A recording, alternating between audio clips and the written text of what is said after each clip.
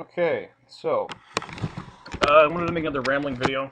This one's going to be about Trump, and it looks like right now that Trump has pretty much got the nomination for the GOP in the bag, and Mitt Romney is doing this last-ditch effort today. I don't know if he's actually given this speech yet, but it'll be later sometime today, and it's really ironic because he gave this speech back in 2012 when he was running for president, um, after Donald Trump endorsed him, and he gave this uh, shining compliment to Donald Trump back when he was the one getting the endorsement.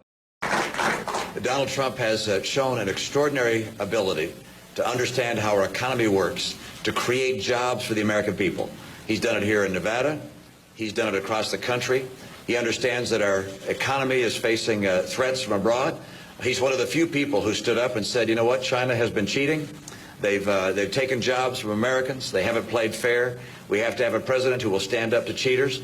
We believe in free trade and free enterprise, but we don't believe in allowing people to cheat day in and day out. And now the tables are turned, and people can see it's pretty obvious that he's full of it. This is a last-ditch effort from the establishment to try and get Trump out of the race. I think even if they somehow got Mitt Romney or Cruz or somebody to be just completely boosted in the polls, it would still probably be a brokered convention at this point.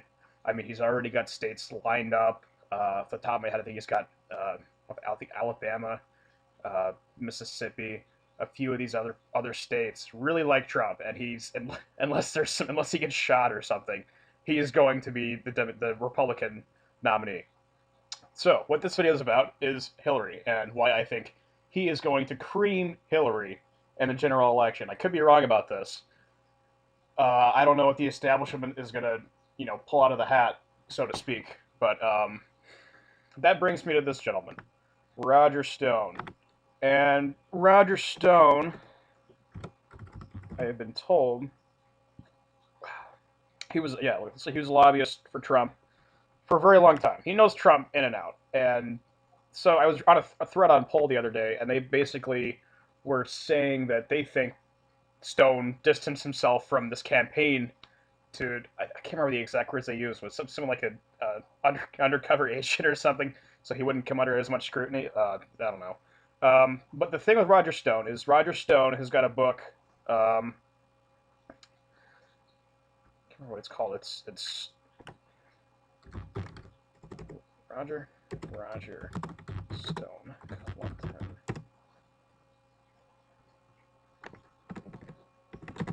Book. So he's got this book, The Clintons' War on Women, that is pretty much all about Bill's rapes since the 70s, and Hillary's not only knowledge but cover-up of the rapes that took place. And he was saying on PJ Media, he gave an interview with them, and he said that Trump is probably planning to take this out once the general election starts. And I think he's already said something at a press conference about they were asking if that's appropriate, and he said he's going to go after him. So the other thing Hillary has to worry about is this email stuff, which it's going to happen. One way or another, it's 100% going to come to pass. If she's charged or not, it's not going to make a huge difference. If she is charged, she's looking at multiple felony counts. I watched some clip from Chuck Todd the other day where he was trying to insinuate it was just going to be like a misdemeanor or something she was going to have to go in for. No, she's up for multiple felony counts. If they don't charge her, if Obama's Attorney General, Loretta Lynch does not charge her, it's probably going to be just as bad for her campaign as if she had been charged. You guys can do your own research on this, but the FBI, they're pissed off because David Petraeus got off so easily when that came up, and they're looking to hold her accountable one way or another, and it's not going to be good for her. So it sounds like Trump is going to go after her for that. Up until this point, Hillary, whenever she's asked a hard question, she really just completely folds. Uh, there's somebody, I mean, people better than me have made compilations are doing this shit, where they'll ask her a hard question, she'll just giggle as if that's an answer. Oh man, I'm really hoping, I'm praying. I seriously doubt this is gonna happen, but I really want Trump to ask her like a hard question in the first debate, and for her to just laugh it off. Oh my God, she would plummet so bad and so fast, it would make the establishment's head spin. And other thing with Trump is they've been hitting him for months and months and months, and pretty much everything that they have that they could use against Trump, they've already used. They've already used it. That John Oliver piece is probably the epitome. That is, they hit him on everything, even though most of that was, I honestly, I gotta be honest, I didn't watch the whole thing. I watched until the point where he used PolitiFact as a source, which is more like a left wing opinion site than an actual source. But that's it. Trump's numbers went up after that. Trump's numbers went up after that. And we can take a look at exactly what I'm talking about. They went up. I mean, and I could talk about why people are voting for Trump, and there it is. That is February 28th was the day that I think it was the day that John Oliver came up with that the Donald Trump video, and you can see his numbers just went. He got boosted like probably 3 solid points right before Super Tuesday. This is it. This is it. They have used all their ammunition against Trump. There's nothing left. I was watching this. I can splice it in and show you guys what I'm talking about. This interview with Joey Diaz and the Joe Rogan Experience, where he's talking about how Trump probably was in bed with the mafia. I'll leave a link with that. This is the way I look at it. I grew up in northern New Jersey. I grew up in politicians' homes. And I know that to be a politician in New Jersey, somewhere along the line, you got to take an envelope. And when you're running for president, it's pretty tough to take an envelope and people not to fucking raise their hand. Mm-hmm. It's like Donald Trump. When he raised his hand, I could not believe it. Yeah. Just on what he did in New York in the 80s. If that guy even moves... What did he do in New York? In New York in the 80s, when he was building all those things... Hold on a second. When we do...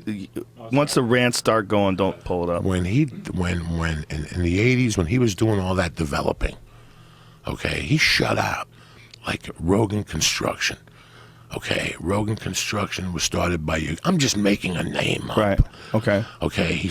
Rogan Construction was a company started by your grandpa in Newark and his 2 brothers, and then he hired their sons, and now they have 12 full-time employees, and they've been putzing along since 1948, doing new construction and houses and remodels, but whatever, they're keeping their lights on. Right. And all of a sudden, a GC comes in, who's a general contractor on this job, who's somebody like fucking Trump, and he hires people like Rogan Construction and Search Electric and Ugot's fucking plumbing and Ugot Suck My Dick Concrete, whatever the fuck the name of the company is. Somebody make a T-shirt quickly. And they would stiff him, and all these companies went out of business. All that construction he did in New York and New Jersey in the 80s was very suspect. Number 2, before he raised his hand, I hope that he's this intelligent. Let me get that water, my brother. I'm sorry to fuck up your little... I hope that he called a congressman or a governor or somebody in Colorado, and he said, how buried is Sammy the Bull Gravano? Can he get to TMZ? Can he get to a phone? Because all those deals he had going on in the 80s, he was in bed with the mafia. It doesn't take a fucking genius to tell you that. Okay, a dumpster, the one that Johnny Reed fell in when he tried to commit suicide. You know those dumpsters you guys see? Yeah. A square dumpster. Mm-hmm. To get one in Colorado in 1987 was $200 for the day. You know what that same dumpster was in New York in 1987? $2,200. That's how high the construction costs were. Some of it were the mafia tax. Well, there was a lot of organized crime. Tons of organized crime. So somewhere along the line, this Trump was in bed with organized crime. I don't think that's going to make a difference. People are not voting for Trump based on because he's an angel. Nobody thinks Trump is an angel. Nobody's voting for Trump based on policy alone. It's based on Trump's nationalism. It's based on Trump's tenacity. It's based on Trump's 30 plus years of executive experience, and people are voting for him. Until they understand that, they cannot do anything to hurt him. And based on what the Hillary campaign has been doing, of course, after this general election starts up, Trump is going to have the entire, even the GOP establishment against him. He's going to have the establishment against him on both sides. He's going to have the entire media against him. If he can pull through all of that, I think he would make a spectacular president.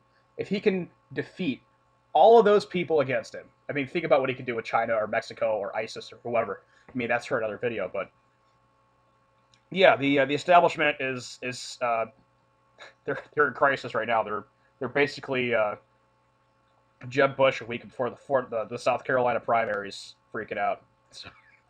We don't have to go vote, I guess. It's all finished. I should stop campaigning maybe, huh? It's all done.